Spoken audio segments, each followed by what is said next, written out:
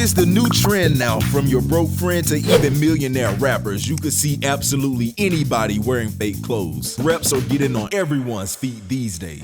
In recent years, we've seen a rise in YouTube channels dedicated to reps, but let's be real, most of these so-called experts are just regular consumers who have no idea about the deeper repercussions of this industry. Plus, they often have biased opinions because of their partnerships with Chinese agents or even direct counterfeit sellers. Nowadays, because of those YouTubers, many people are wondering if it's really worth it to spend a fortune on authentic products when you can get a similar one for a fraction of the price. And we need to seriously consider this question because the answer is not so obvious. I ain't here to lecture you like your dad and tell you that buying fakes is bad, but I'm also not going to give you tips on where to find the best counterfeit products. Sorry, just not happening here. No, we're going to seriously think about whether we should consider fakes as a serious alternative or not. And you'll see that it's much more complex than you think.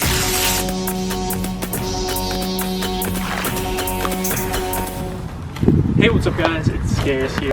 This is a new video, and this one is going to make more than one person upset because we're going to talk about counterfeits, but this time we're going further. And we're not just going to say that it's not good or that it's poorly made, we're going to try to understand what it's really worth. What is the impact of counterfeiting for us as consumers or even as a society? And we're especially going to try to be purely objective since, you know, we have no partnership with clothing brands or resellers and even less with counterfeit sites, so we have no interest in being nicer than we need to be. Obviously, counterfeiting is totally illegal, and there are many cliches and truths around this quite opaque market. You can hear anything and everything, and we rarely distinguish between them. Thanks to this video, you'll absolutely know everything about counterfeiting and its impact. It's true that counterfeits can be of very poor quality and made in deplorable conditions, but when you think about it, today the counterfeit market is not so far from the legal clothing market. There are good and less good ones, and believe it or not, you can also find counterfeit products with ultra premium quality and service. If you are interested in counterfeiting, you know that there are different levels of quality in counterfeits, and if we have to ask the question, should we buy fakes? It's obvious that the low quality counterfeits that you can find on dubious sites or in a flea market can already be tossed to the side. On the other hand, if we take a look at a higher quality fake sold by known and validated sellers in the fake community, those who have a real reputation to uphold, most of the cliches about fakes disappear and the question immediately becomes more legit. For the video, I experimented by getting one of the best fake dark mocha shoes from a very well-known fake seller on the market, and to be totally honest with you, what I'm about to say is terrible, okay, but the buying experience was 1,000 times better than what Nike or resale sites offer today. That is blasphemous! So I hit up the site, dropped a PayPal payment, and the next day I received a photo of my kicks. I even had the option to ask the seller for a replacement if there were any defects. The craziest thing is that I could do my own quality inspection before buying the product. If I wanted to cop an authentic dark mocha on release day, it was a race against time. You gotta be there right on time or it's game over. What? It's gone. It's all gone. Or I could have just played the lottery and entered about 15 raffles on every possible website, saved up to $170 and crossed my fingers. If I wanted to buy it on the resale market, I would have had to look around Poshmark and search for hours to dodge the fakes or go to those specialized sneaker resale sites, shell out 4 times the cash and still have doubts about the authenticity of my pair. But with the fake alternative, I ended up with this, a pair of dark mochas with a shape and finish so similar to the real deal. The only visible difference is the slightly lower quality suede. Even though very few people could spot it as a fake, counterfeit products are never completely identical to the real thing. Most of the time, the authentic product is better finished, has better packaging, and holds more value on the resale market. Let's just be honest, the real deal will always be better than a fake, even if the diehard counterfeiters claim they're the same crap. Why the fuck you lying? Why you always lying? Between a fake dark mocha for $110 and a real one for $170, even if they are almost identical, the choice is obvious. Go for the real deal. But now that you know that because of the resale market, this pair is worth more than $400, and others like the Travis Scotts can go up to $1,700, the question becomes more legitimate, and for some people, the answer lies in the counterfeit.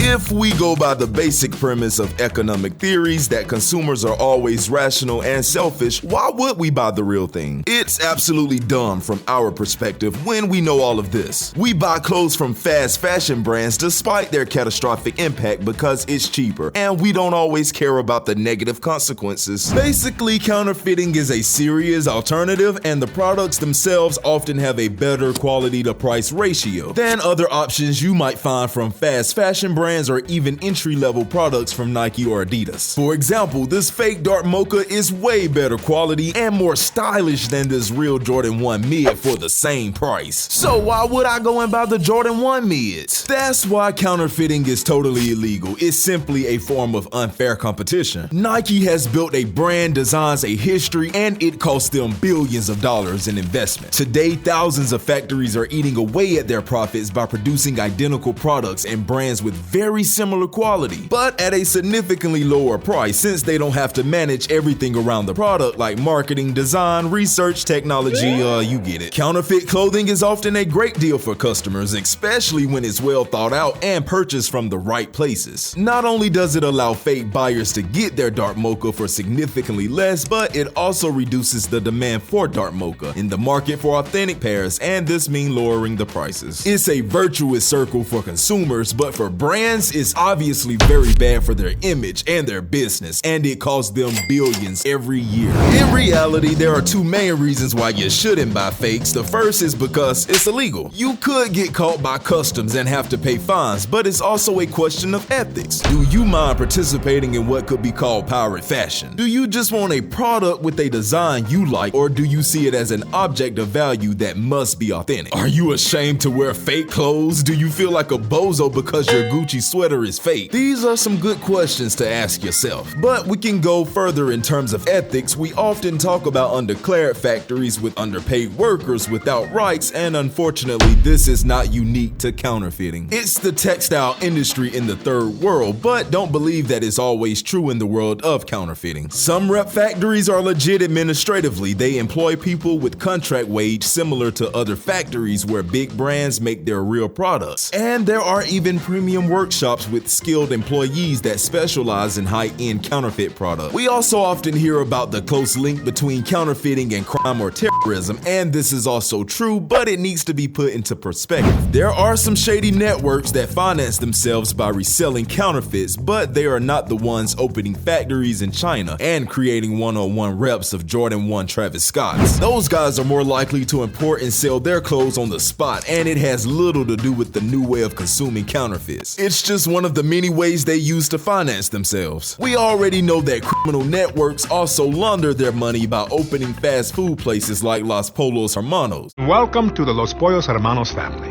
My name is Gustavo, but you can call me Gus. Or even that some banks like Deutsche Bank have been caught indirectly financing terrorist networks. But if I told you not to open a bank account or eat tacos because it financed terrorism, you would quickly realize that it's a bit more complex than that. Anyway, the reflection goes well beyond clothing. There are many questions to ask yourself if you want to form an honest opinion about counterfeiting. And it's up to you to answer those questions, not me. I'm not the type of guy who will tell you, as you often hear, that if you don't have money, you should stay in your place. Go to Primark and wear Vans, and don't worry, it's just as good as Jordans and Gucci sweaters.